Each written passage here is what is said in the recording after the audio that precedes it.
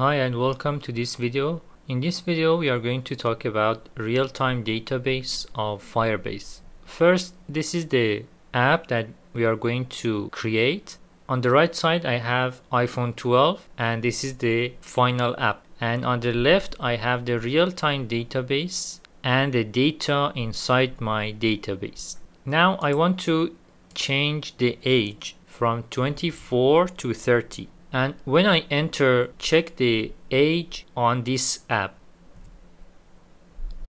Changes in real time. The first one is the age when the app starts, and it gets it from the database and shows on the screen. It's not the real time. But the second and third one, they are in real time and they update in real time. Also, we have a list of all the customers in our database, and this is also real time.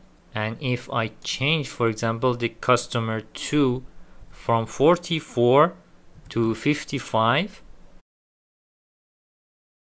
this list is updated. So this is the application that we are going to develop. But before we start, let's see what is the difference between real-time database and the Firestore. You know that Firebase offers two services as database. One is this real-time, the other one is Cloud Firestore. They are different. We look at the difference based on the structure of data. On Cloud Firestore, you can store your data, in this example the customers, and for each customer we have age and status. In Firestore you have the customer collection and then you have the document for each collection. In customers collection we have document for customer 1, customer 2, customer 3 and so on. They are sort of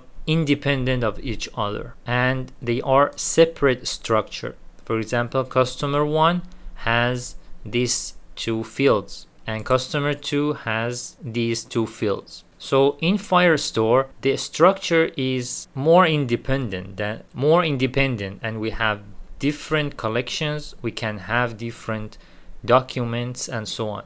But in the real-time database all the data is stored in one large structure, or if you are familiar, one large JSON file. And we have customer 1 and then we have customer 2 in the same structure. And if I want to add, for example, one totally separate collection, for example products, if I want to add a product I have to add it in the same structure. But if I want to add products in the Firestore, I can add a totally separate collection. So this is the difference between these two type of databases in terms of structure. Now let's go to creating this application. First we create a new Android Studio project and then we connect these projects to our Firebase project. And in Firebase project you can just follow the steps to add an application for Android and iOS. I talked about this in previous videos, so feel free to check the steps for each Android or iOS application. One thing that you need to remember, that when you create your Firebase database, the real-time database, it asks you to choose the rules. You will have two options, one testing mode, one production mode. For start you can select the testing mode. But after about a week, if you don't change these rules, these are security rules, the connection between the Firebase and your app is not going to work. So for it to work more than a week, you can change the rules to these settings. Rules read true, write true. These rules are still not secure and you have to make these rules more secure. But for the time being and for testing, this is going to work. I'm going to create another video on these Firebase databases rules. they are a bit confusing. So let's go back to our application, and after you set up and connect your project to your Firebase, then we need to add dependencies. For dependencies, we are going to use Firebase core and Firebase database. And then you have to do pub get to fetch these dependencies, and we can start coding. First, we are going to have a create database function. In the create database, you can create your database by referring to the database reference.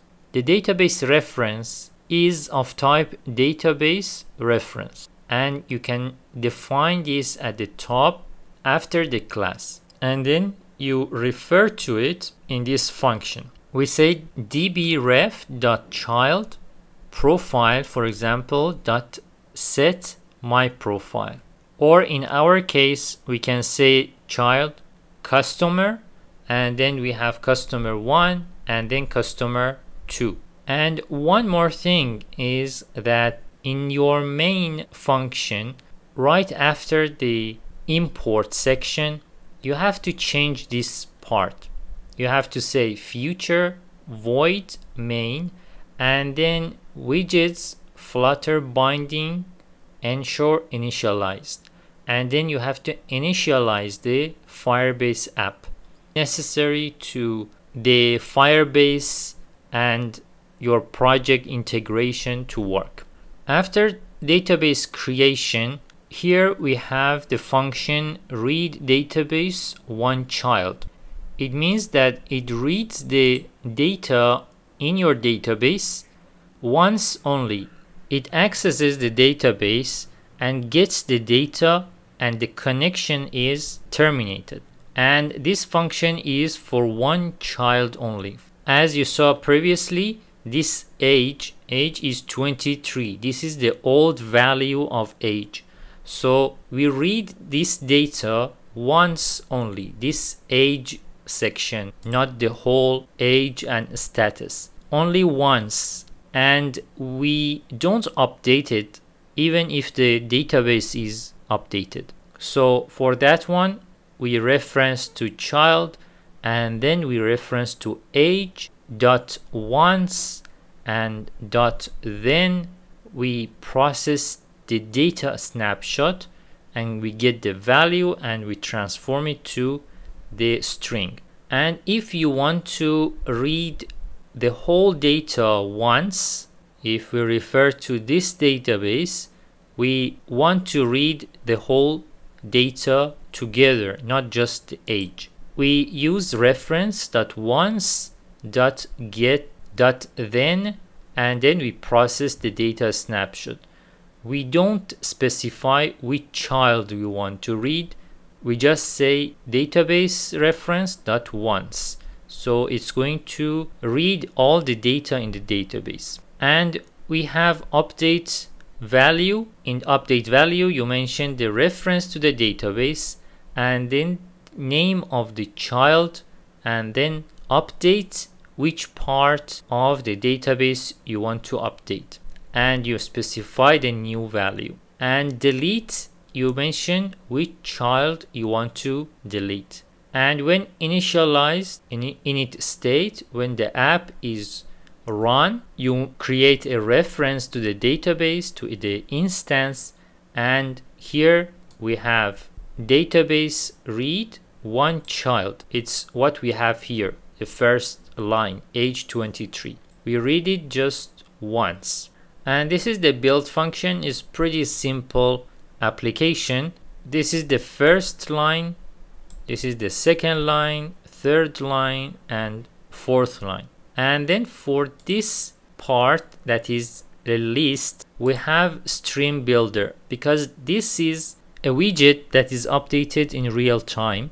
We need stream builder, and for stream we have dbref.onValue. And for builder, we first check if we have the data, we retrieve the data from the database, or it is empty, and then we are going to have a map which maps the data that we get from the database, and then we go through each record in our database, and for each record we are going to add it to a dictionary key and value. And after that we have a list view builder. This is what we have here, a list view.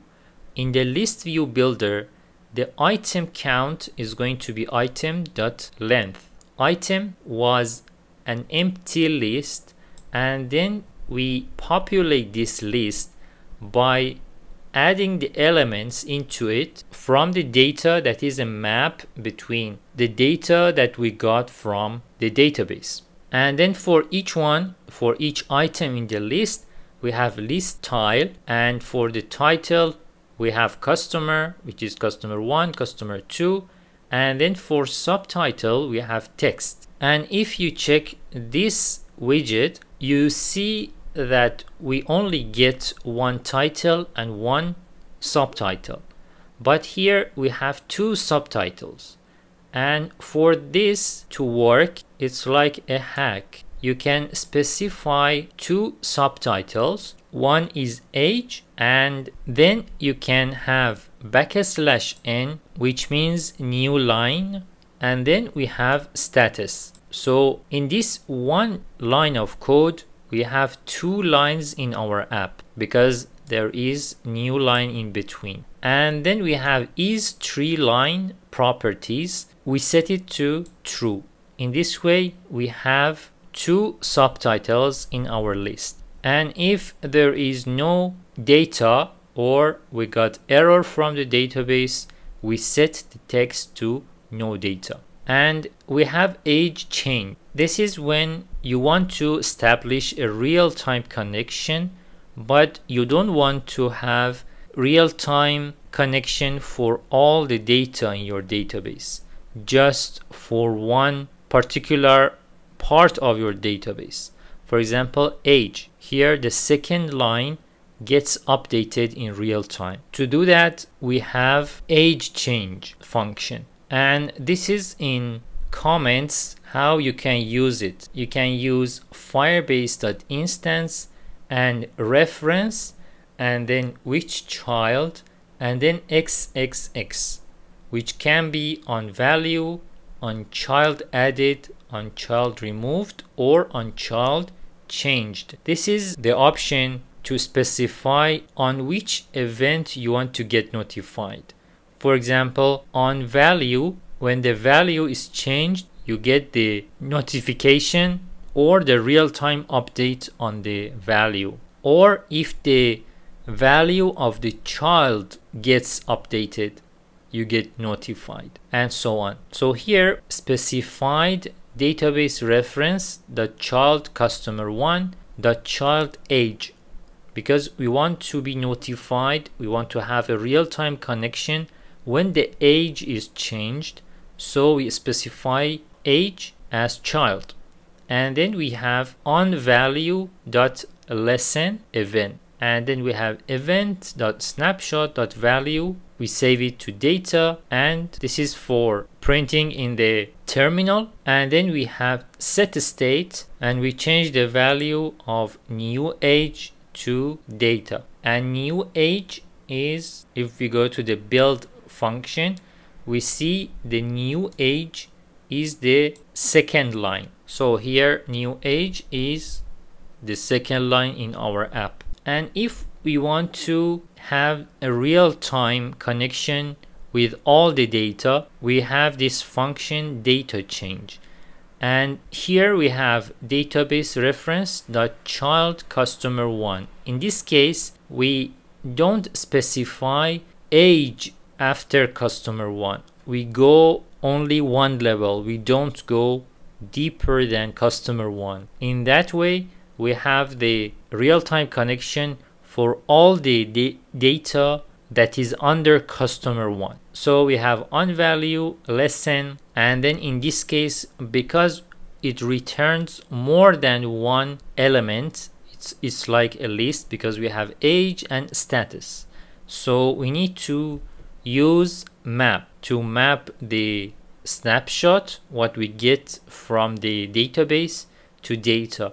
And then we can process it for each. For example, we can process age first, and then we can process status next one. We specify new age 2 and status, and we update them in our app. New age 2 and status. If we go to build function, we see new age 2 and status, the third and fourth lines. These two gets updated together. So in this single app, we have first line that is read only once, and then we have second line that is updated in real time, but only for age, only for one specific part of database. And then we have third and fourth lines. These two lines are one group, and they are updated in real time once the data is changed. And then we have a list of all the data in our database that is changed in real time. So in one app, we have different scenarios, and based on what you need, you can refer to them and use this code as your reference. This code is available in GitHub in the video description. You can check it out. Thank you for watching this video. I will see you in the next one.